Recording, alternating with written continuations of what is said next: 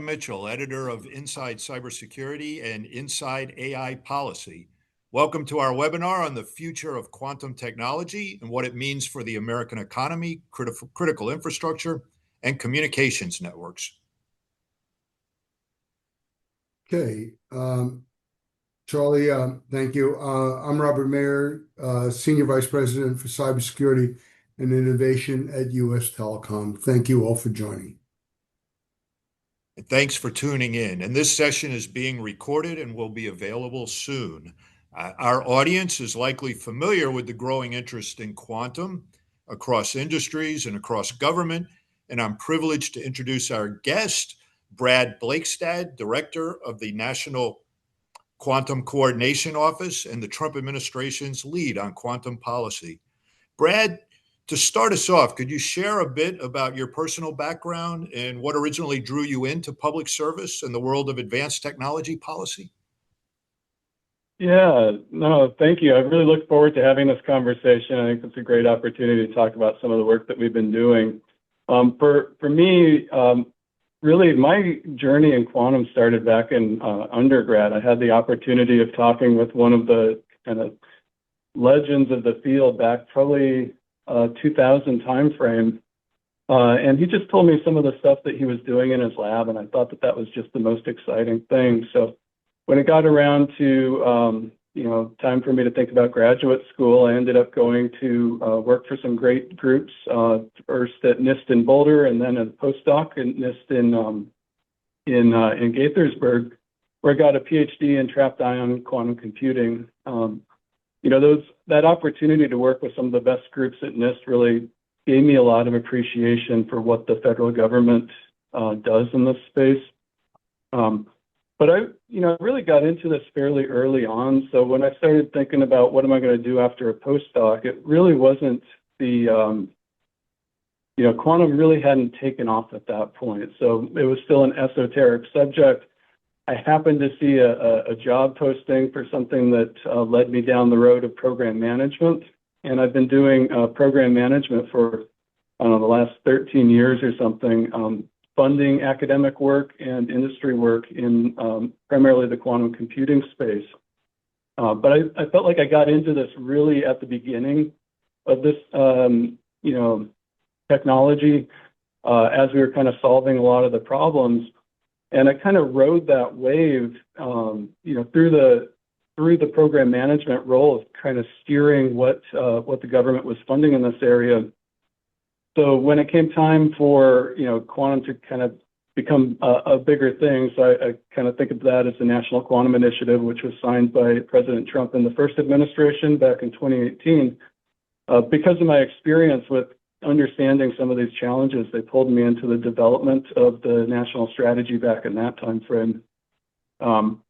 Since then, I've kind of kept one foot in the policy realm and one foot in the program management realm, and was really, excited to have this opportunity to lead the current administration's quantum activities.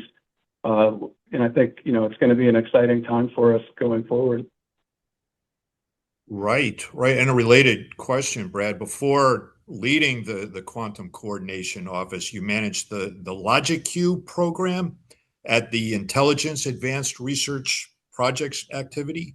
To advance quantum computing. How does that's a very deep hands-on hardware exercise. How does that experience influence your current efforts to shape federal policy, benchmark progress, and to set realistic timelines for commercialization, which is the all critical endpoint, right?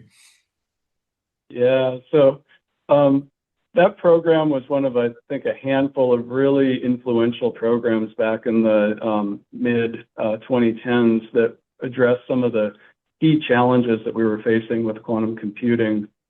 It kind of was a jumping off point for a number of different companies that got their start with performers that were under the Logic program. The goal of that program was to develop a logical qubit, and I don't need to go into the science of it, but that was basically the building block of scalable quantum computing. At the time, no one knew how to do that. It was kind of the holy grail of what the quantum computing community was doing. So we had these big, flashy goals for the program to develop a logical qubit, be the first in the world to do it. But when you think about the actual progress that happened during that program, it was always a couple layers down, in the technical weeds. So we weren't making progress at the big goal. What we were making progress is how do you make two different quantum components talk to each other and not have coherence issues, or how do you figure out how to benchmark your system to know that it's doing what it's supposed to be doing? That was an open science question at the time. There were also some infrastructure questions. How do you get amplifiers that are good enough to amplify quantum signals so that you can measure them? So there's really this vast set of challenges that we had in that program that we made a lot of progress on. And you needed to do that in order to get towards those big goals. Since then, that program probably wrapped up in the 2020 timeframe. There's been a whole lot of progress in quantum technologies, but a lot of these same sorts of issues are still evident. And when I take a step back at the national level, I have to keep in mind that it's not the flashy goal. It's not developing a large-scale quantum computer to solve some chemistry problem. It's we really need to be thinking about all of the kind of little pieces that help build that foundation. So it's still basic science research, their workforce initiatives, their infrastructure. All of these things kind of come together. And when you're thinking about it at the national policy level, I think that kind of experience of understanding how all of that is necessary for meeting the ultimate goal is critical. At the same time, those flashy goals are what drives the hype cycle, right? That's what people want to go accomplish. But you got to understand that there's 1,000 other things that are going on along there in order for us to make it to that ultimate goal.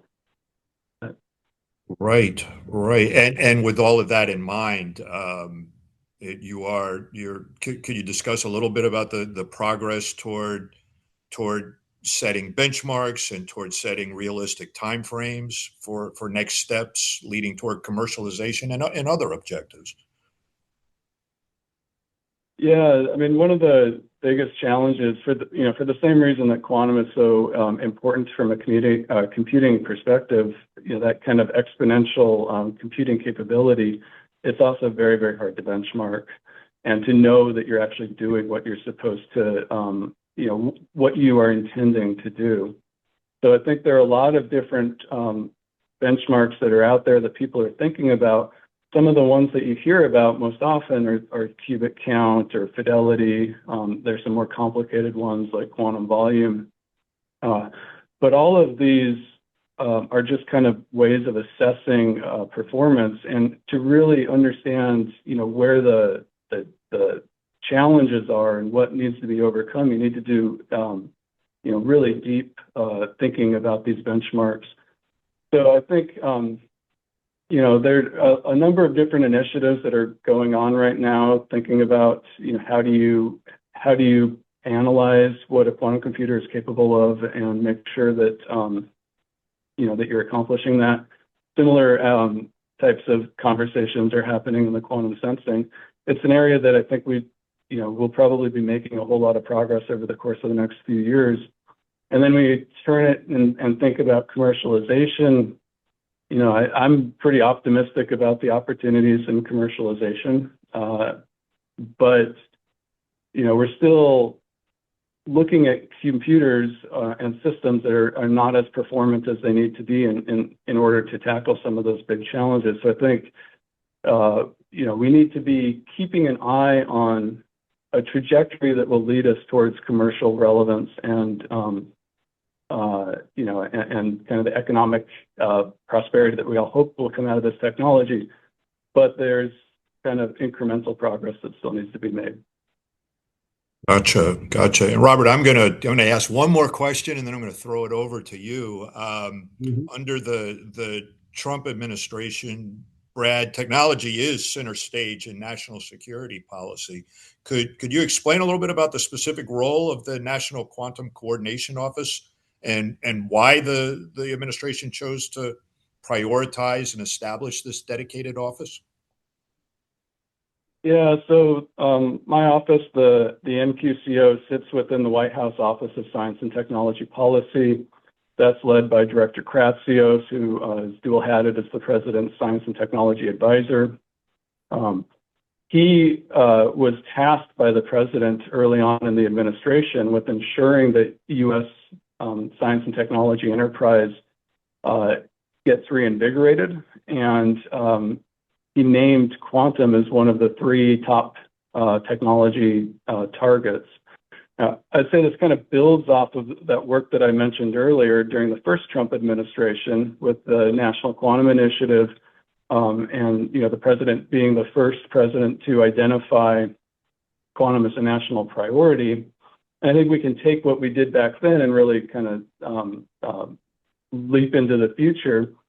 But one thing that was pretty evident even back then was that there were multiple different agencies that are involved in quantum technology. So the Department of Energy, National Science Foundation, NIST were all named as entities within the National Quantum Initiative in 2018. I come from more of the national security side, and the Department of War and the intelligence community are also big players in this space. So when you think about trying to maximize what we can accomplish, it's really important to have that level of coordination so that we're not stepping on each other's feet, so that we're sharing information. At this point, my office coordinates with on the order of 24 different federal agencies that have some equity in quantum. So these are agencies that are tasked with promoting it, they're tasked with protecting the technology, workforce development, really anything that where you really need to have an expert in the field to make sure that we get the policy decisions correct. That's the role of this office. And I think, we're just very optimistic. I think the president personally is very optimistic. I know Director Kratsios is very optimistic about the potential of kind of doing something similar in quantum to what we did in AI during the previous Trump administration. I think 10 years from now, we'll look back and think, wow, we really did quite a bit over the last decade to change the economic trajectory. Right. Thank you, Brad. Okay, Brad, maybe we can take a step back for a moment. So there are folks on this call and many others who may not have sufficient physics background to really understand the intricacies of quantum. And I'm wondering if you could maybe share with us, if a relative asked you, Brad, what is quantum technology? How would you convey all of that complexity to somebody who's the uninitiated, so to speak? Yeah, I mean, I think the way that I generally like to think about it is about the potential of the technology. I mean, fundamentally, what quantum is it's the laws of physics that govern things that are very, very small or very, very low energy or very, very small or low temperature. And, back in the late 1800s, we started to get evidence that the laws of physics at these tiny scales are just completely different than they are at the more macroscopic scale. So you think about Newton's laws and whatnot that allow different technology capabilities. Well, there's a completely different set of laws when you get down to single atoms or single molecules. And if we can harness that for something useful, maybe we can create new technologies.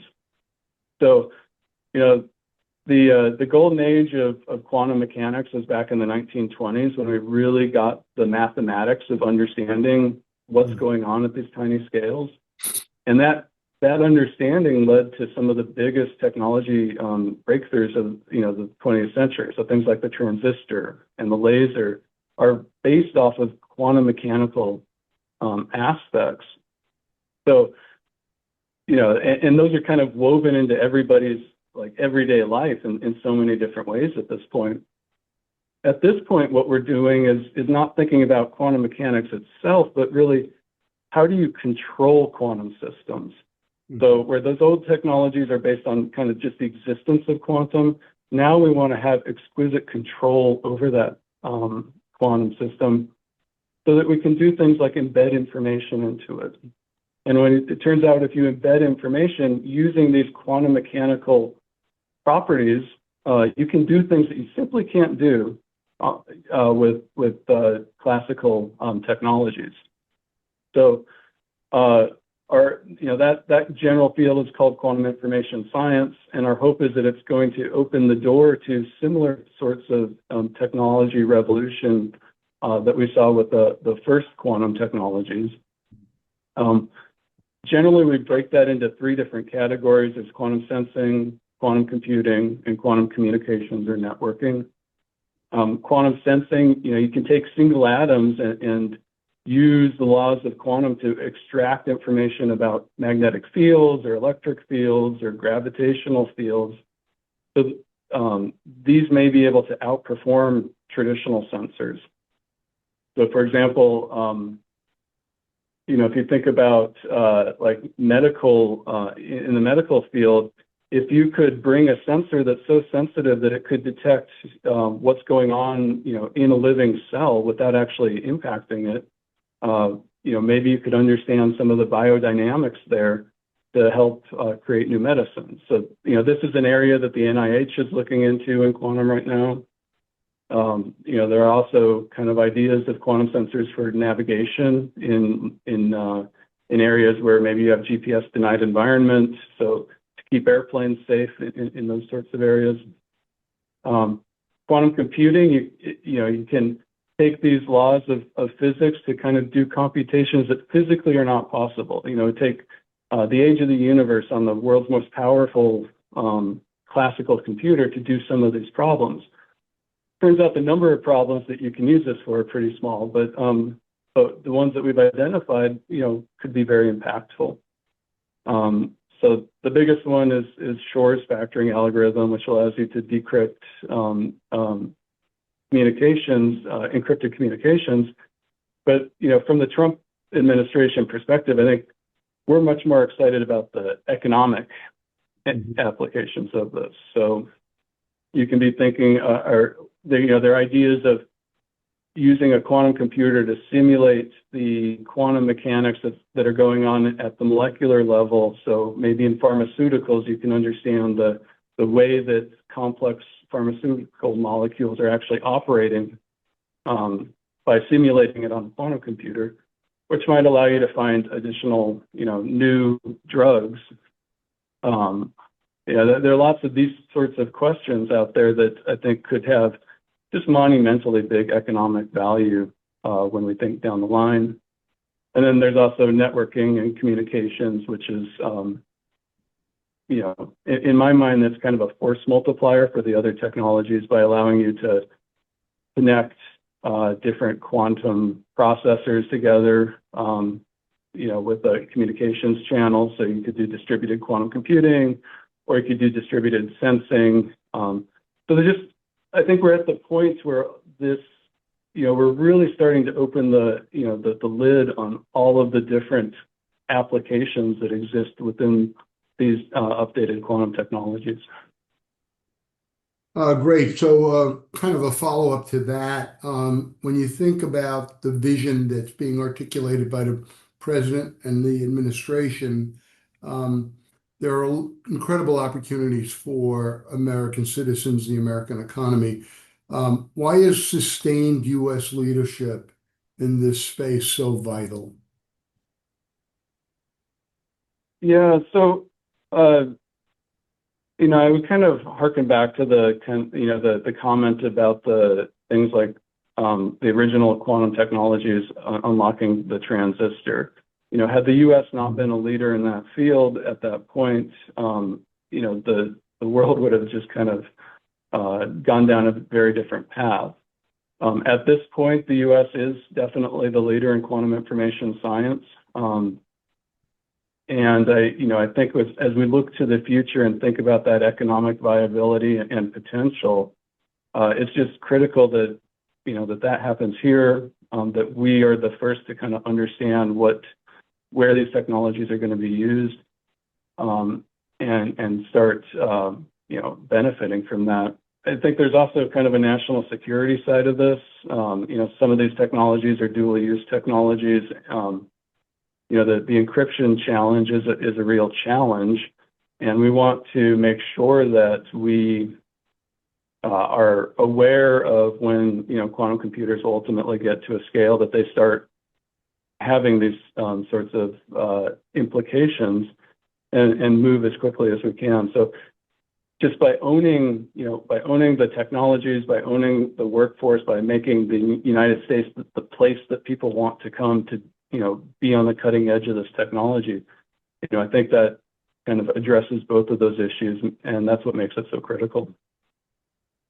Great. One more question Right. before we turn it back to Charlie. The Executive Order 14413 ushers in a new frontier of quantum innovation with a focus on accelerating U.S. research, commercialization, supply chain security. In an ecosystem where you have so many different players potentially, how do you frame this notion of shared responsibilities across the ecosystem, broadly speaking? Yeah, well, I think we're still a ways away from understanding the full potential of this technology. There's certainly places where, by advancing the technology, we can help all companies that will ultimately use those technologies. So pre-competitive type work, those sorts of things. When I think about shared ecosystem more broadly, it's really about a responsibility to accelerate quantum innovation by using all the different levers that the nation has. There was a time, earlier in my career where, the United States government was the main funder of all quantum technologies, and we could really steer where we were going.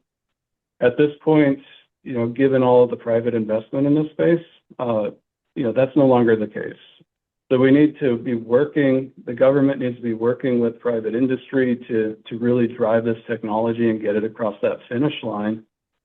And, I look to the private sector for coming up with the brightest ideas, bringing the best R&D capabilities, and honestly, having private investment in this technology. On the government side, we're thinking about what are the tools that we bring to this equation. And, some of those are things like regulations, right? We need to be careful about the regulations that we put in this space. But I think we're also very important when you think about infrastructure. What are the things that the entire community would benefit from? The government should be investing in those sorts of things. So that might be technology infrastructure, it might be workforce, these types of things. And then I think something that's relatively new and really promoted by this executive order is the idea of having the government be kind of a pulling function, a demand signal that will help focus industry. So that could be, being an early customer for various quantum technologies. I would say, another thing that's certainly written into the EO is the setting of very ambitious goals for the community to target. My director Kratsios, last week released the Golden Age report, which called for the securing of U.S. dominance in critical and emerging technologies through mission-driven initiatives that unite government, industry, and academia. And I think, exactly how that's going to play out depends on the different technology sphere. But in this executive order for quantum computing, that really the flagship activity is this thing called the Quantum Computer for Application Development and Discovery Science. So what we're doing there is we're calling for the development of a quantum computer at the scale that it can solve some important scientific questions. So it, really kind of understanding, how molecules work, something along that order that will be scientifically very important. But it's kind of a stepping stone to, a larger scale to commercial applications. But this is significantly bigger than any sort of quantum computer that's out there today. The goal is to get one of these, develop one of these, to work with private industry to develop one of these and to deliver it to the Department of Energy by the end of the administration. I think by setting that goal, we really focus. We crystallize, governments, all of the agencies are now, and my role is really trying to make sure that all the agencies are working towards providing pieces that kind of fit together for that ultimate goal. And then, we'll work, hand in hand with industry to make sure that the pieces on the industry side are also there, so that we can go after something as ambitious as, what would be an orders of magnitude larger than anything that exists today.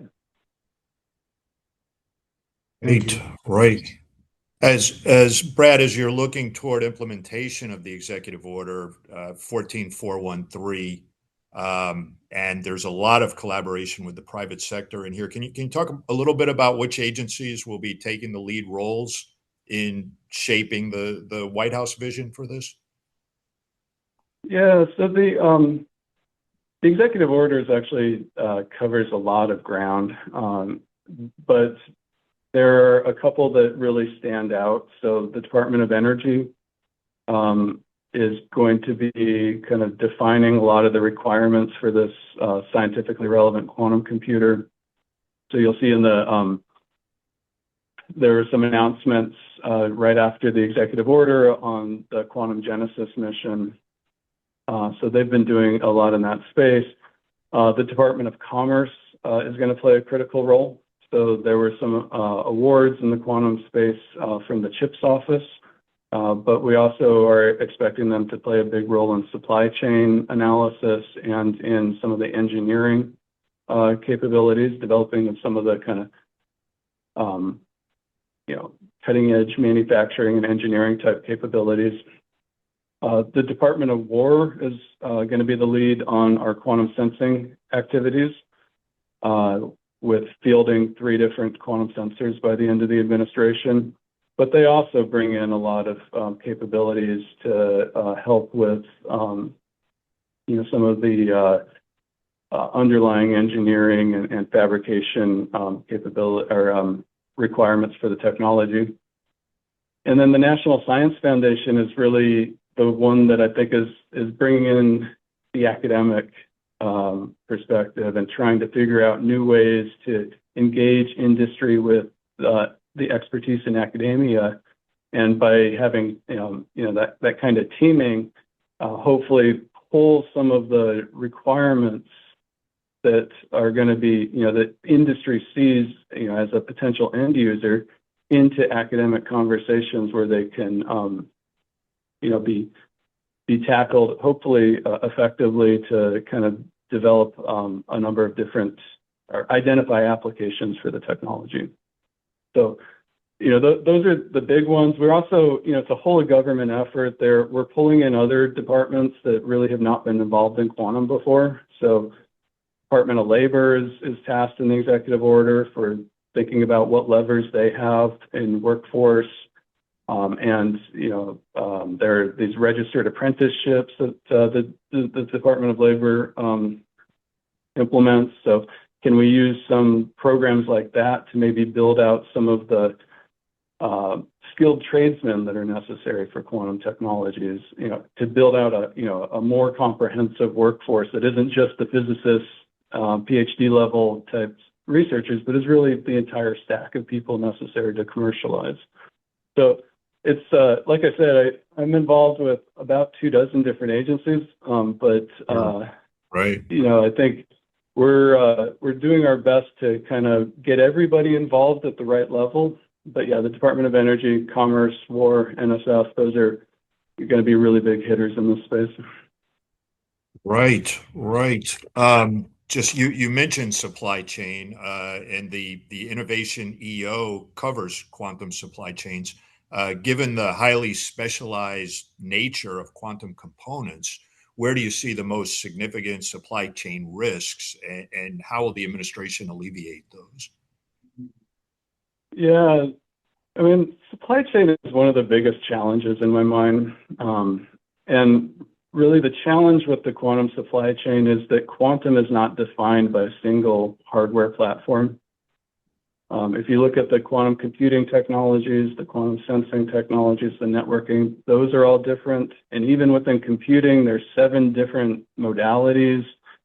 that use completely different components.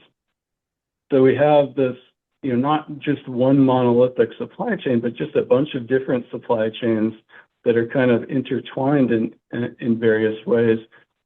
But the other major issue or challenge that we face right now is that we're on the cusp of quantum exploding from a commercialization perspective, but we're not quite there yet. So there's not the funding, the revenue coming from large-scale quantum companies at this point to really make the supply chain as robust as you would want. So thinking about it from the government perspective, it's just there are too many places that I would want to kind of, to bolster and not enough funding to do it. So the way that we're thinking about this, I'd say there are kind of two different approaches that we're thinking about for tackling that. The first is to look at some of that market dynamics. So, one of the kind of anecdotes that I've heard is some of these quantum technology component providers, laser providers and so forth, they sell their components to quantum companies, but they could also kind of shift their components to some more consumer grade product, much larger market, make more money doing that. So there's like this market issue of just quantum not quite yet being big enough. So I think this is a place where the government might be able to help drive demand. So that could look like things like advanced market commitments. If you build a widget that's got these specs, then the government will buy 100 of them. Could also be something like prize challenges. Both of those ideas are mentioned in the executive order, and over the course of the next year, we'll be thinking carefully about how you can implement those in a way that will be helpful. The other thing that's really important is we need to think about what are the places where if we put money there, we get the biggest bang for our buck, the most impact. Where do the supply chains cross? Is there a node there that we can really pull out as a good investment area? I think an example of that is the CHIPS money. There were two investments by the Department of Commerce in Global Foundries and IBM on fabrication. Fabrication is a huge challenge for the producers of quantum devices and having like quantum specific fab capabilities. So that's an area where we see maybe some amplification, some added value over other places in the supply chain. But I think this is also, it's really important to kind of engage with industry to understand where those challenges are. That sounds great. We're nearing the end of our time here. Robert, you have a couple of final questions. question to throw in? Yeah, I actually have two. So, Brad, it's clear that public-private partnership is a priority for the administration.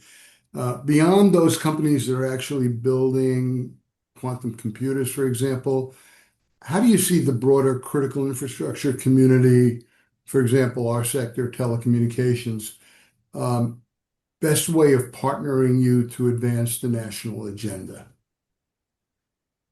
Yeah, it's a great question. I think the way I would answer that is again, emphasizing that we're really on the cusp of a new technology revolution. And we'd like for companies, in these sorts of spaces to be thinking, how can they kind of how is quantum relevant to them? So that might be, if you're an end user company or potential end user, starting to think about where does quantum plug into your business? And what is really important for us is identifying those applications. So if you've got applications where quantum might be of value, then identifying that and starting to work with governments or some of the academics or whatnot to turn that from just kind of there might be something useful there into a solid, well-defined application that would drive the technology, that's going to be really important. Like there's also a piece of supply chain, telecommunications, you all do a lot in areas that are either currently or will be relevant to quantum. So how do you think about the kinds of technologies that you've developed and how they might become enabling technologies within quantum? And then again, kind of engaging with the government folks that are thinking about supply chains to really kind of make sure that we understand exactly where those component technologies, what their capabilities are currently, where they need to get in order to be relevant to quantum. I think that's really, that level of information sharing is going to be what is really helpful to us as we're thinking about the future of the technology. Great. A last question, and related. If there are two takeaways that you would want the cyber and telecommunications executives who may be tuning in today to take back to their teams regarding the executive order, what might those be? Yeah, so there were actually two executive orders signed on quantum. One was the Quantum Innovation EO that we lead. The other was led more by the Office of the National Cyber Director and OMB on PQC. And I would say that the main message on the PQC EO is that the time to migrate to PQC is now. That, the government is leaning forward into that space and would really value kind of working with these commercial companies to make sure that the U.S. is kind of viewed as the leader, and that our technology, our PQC technology, is the one that that the world uses to secure their cyber equities. And then on the quantum innovation side, it really is, we're on the cusp of what I think will be a big technology revolution. We really hope to have the engagement of the companies that can do something in this space and the companies that will ultimately be the end users to help us kind of understand the best ways to steer the technology. And I've got an open door. I'd love to hear from the companies that are doing things in this space and use that information as we're kind of thinking about the policy moving forward. Great. Charlie, are you there? Or did we lose Charlie?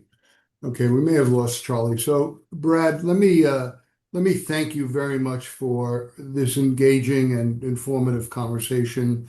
We look forward to working with your office in any way we can work collaboratively and in partnership with you to meet your objectives, your agenda. Again, thank you so much for your time, and wish you the best of luck and in this massive enterprise that you're undertaking. So thank you very much for that. Thank you. I appreciate the time and the opportunity to talk with you all. Very good. Thank you.